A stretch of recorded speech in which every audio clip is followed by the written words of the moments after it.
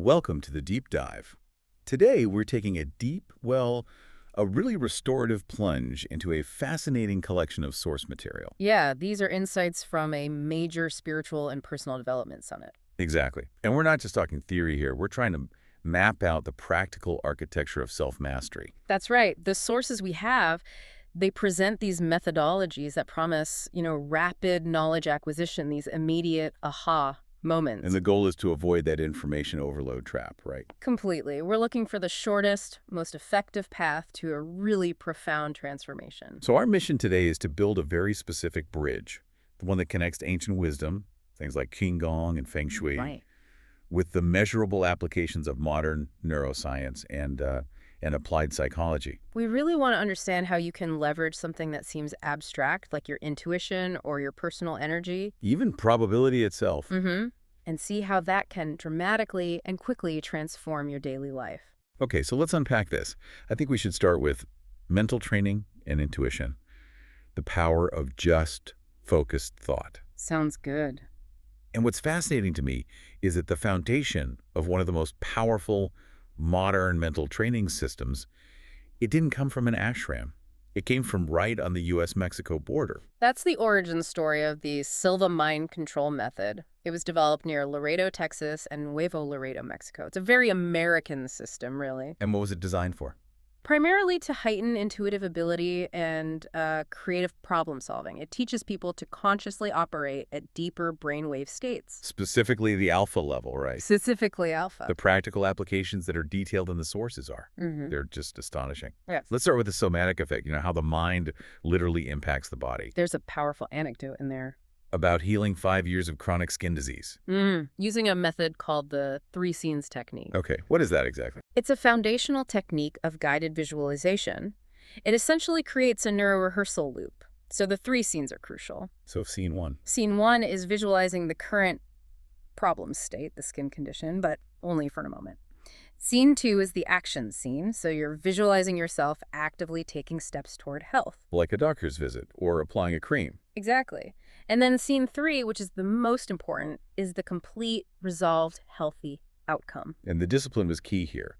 You practice this mental rehearsal for 3 minutes, 3 times a day for 5 weeks. Right. And the insight, which ties right back to neuroscience, is that the brain, it can't really distinguish effectively between a vividly imagined event and a real one. You're literally programming your body's operating system for health. Precisely. You're using mental rehearsal to trigger beneficial physiological responses, but the real evidence that these internal systems affect external reality that moves into the marketplace. Let's talk sales, because the source describes this revolutionary approach to generating leads. Yeah, forget the endless mechanical grind of cold calling from A to Z. So what was the instruction? The instruction was to enter that specific meditative state, close your eyes, and guide your finger down the list of prospects until you felt a clear, undeniable, intuitive nudge. A hell yes impulse. A hell yes impulse. And that act, just leveraging pure, unfettered intuition, it reportedly doubled sales overnight for the practitioners. Doubled them. Overnight. They bypassed the logical filter and tapped directly into a subconscious knowing about viable opportunities. And here's where it gets even stranger. They claim to move beyond normal intention into subliminal communication. Right. This involves training the subconscious mind to act as a receiver. So when your brain frequency aligns, maybe during sleep, with the brain frequency of the target business partner, you're supposed to wake up. And send a purely positive, compassionate mental message about the deal. That's where the claims become quite extraordinary. Because that advanced technique reportedly doubled sales again. Doubled them again. It's fascinating. But the question is this genuinely about aligning brain frequencies, or is it the profound level of single-pointed focus and absence of doubt? The pure certainty. Exactly. The certainty that this intense ritual instills. That's the key question, isn't it? Whether it's quantum entanglement or just peak psychological focus, the outcome is tangible. And speaking of shifting reality, we have the story of Helen Heidel. The White Witch of Texas. She was legendary as a contest queen, and she wasn't winning bingo. No, she was reportedly using focused psychic power to win massive randomized prizes, including up to $250,000. Which, adjusted for inflation, is what? It's close to $800,000 today. And the explanation they offered was that she was shifting the probability of the universe. Right. To make that accessible, we're talking about influencing the likelihood of an outcome, instead of a 1 in 10,000 chance. Her focused, repetitive visualization made the desired result the most probable outcome. Yes, by establishing an incredibly strong, non-contradictory energetic pattern. That's a huge theme in this material. The universe reflects your strongest internal patterns. Okay, so if the universe reflects our internal patterns, then the abilities we want, business success, artistic skill, they must already exist within our field of potential. Which brings us to quantum jumping. This is a concept from Burt Goldman, and it's built on a pretty mind-bending idea. It is. The idea that expertise and potential aren't things you have to laboriously acquire over decades. But resources you can tap into from parallel reality. Exactly. Where a version of you already possesses those skills. The core methodology is tracking down your doppelganger in an alternate universe to absorb their expertise. It sounds metaphorical. But Goldman treated it as a literal instruction for the subconscious mind. And he demonstrated this himself, this rapid skill transfer. The story of him in his 50s picking up artistic photography is brilliant. He was descending a slippery slope, and instead of worrying about falling, an internal voice told him to plant himself like a tripod and just pivot to take photos. And the resulting sequence wasn't just technically sound, it had a unique artistic signature he hadn't formally learned. What's so fascinating there is the skill wasn't consciously learned, it was. It was activated or downloaded. Which aligns with the underlying philosophy. If there are multiple versions of you, the billionaire, the healthy person, the musical maestro, you have to connect with the vibrational frequency of that successful identity. The key is the identity shift. You have to stop desiring and start being. Stop wanting to be a better speaker and start embodying the confidence, the habits, the posture of the version of you who is already a master speaker. And if we connect this to measurable application, you look at neuroplasticity. When you vividly adopt the identity of your successful twin, you start forging those necessary neural pathways immediately. And you bypass the emotional resistance. You bypass the resistance that comes with trying something new. And the proof of concept is powerful. Goldman himself, using this method, learned to play the piano in just 4 months. At what age? In his late 80s. Late 80s. Yeah. That defies all standard assumptions about age and learning capacity. It suggests that resistance to learning isn't a lack of ability, it's a lack of identity alignment. All right, shifting now from purely mental power to the influence of our environment and our internal energy flow. Right, because you can be in the perfect mental state, but if your physical space is fighting you, the struggle becomes monumental. Which brings us to Marie Diamond's work in Feng Shui. It's an ancient Chinese system. The premise is that the orientation of your space dramatically impacts energy flow, or qi. And her anecdote provides incredible, immediate, measurable proof. She told the story of a severe business setback. They were losing $100,000 every single month. $100,000 a month. Why? A systemic tech failure. So Marie Diamond checked the energetic blueprint of the host, which is calculated from your birth date. And it reveals your personal auspicious and inauspicious directions. That's it.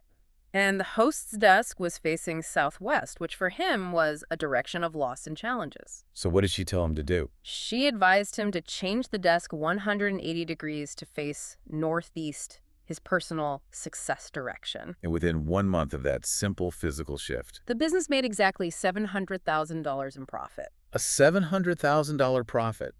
That's a 7-fold reversal. It's an extraordinary claim, but it illustrates this core idea that if your environment is aligned with your personal energy, your results become, well, effortless. She also emphasizes internal space with this concept of the magical hat. Right, and this isn't a literal hat. It's about connecting to a quantum point located an arm's length above your head. What's the purpose of that? It's a technique to bypass the ego and its limitations. When you focus on that point, you're trying to disengage the reactive, fearful part of your brain and better integrate the analytical and creative functions. Creating a coherent internal field.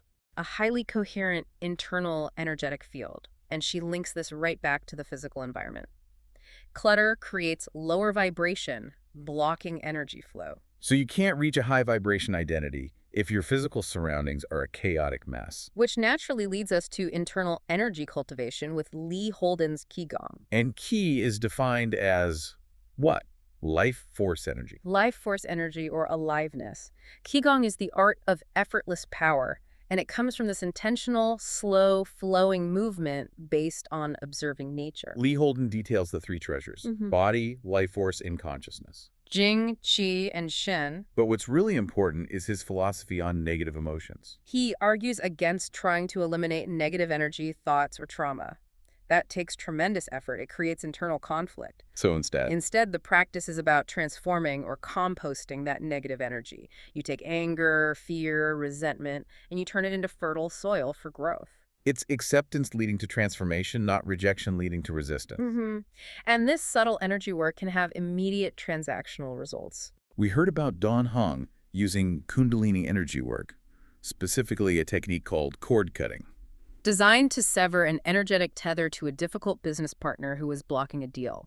The premise is that these emotional ties create subconscious resistance even when people are physically distant. And the result? It was immediate. The signed contract arrived within 24 hours. Again, a powerful internal shift leading directly to an external, physical outcome. So now that we've explored the practical techniques, the mental focus, the identity alignment, the energetic flow, we have to ground this in the philosophical context that connects them all. And that's the importance of working inward. Exactly. And this brings us to the profound wisdom of Shaolin Master Yi. Right. Shaolin philosophy is based on Chan, what we in the West call Zen. And it stresses consistency, discipline, patience. And the ultimate goal isn't fighting mastery, it's self-mastery, mastering your desires, your thoughts, your emotions. And he presents this powerful, almost counterintuitive argument about spiritual seeking. He asserts that the powerful source that created you would never place you on earth incomplete. You are already whole. So searching for spirituality or mastery outside yourself, chasing a guru, chasing the next technique, that actually diminishes your own confidence. It reinforces the belief that you lack something essential. So mastery in this context is not attainment. It is recognition. Right. It's recognizing the inherent complete capacity you already possess. And that recognition, that Zen stillness, allows you to hear the signal that the false self usually drowns out. That concept of truth and signal is echoed by Regan Hilyer, who defines truth not as an idea or a concept we argue about, but as a specific vibration or frequency. And when you operate at that high frequency, without internal contradiction or self-deception, integrity becomes the architecture of your destiny. Your internal alignment dictates your external structure. And this requires dissolving that false self. What is that exactly? It's the identity constructed out of fear, past trauma, survival strategies.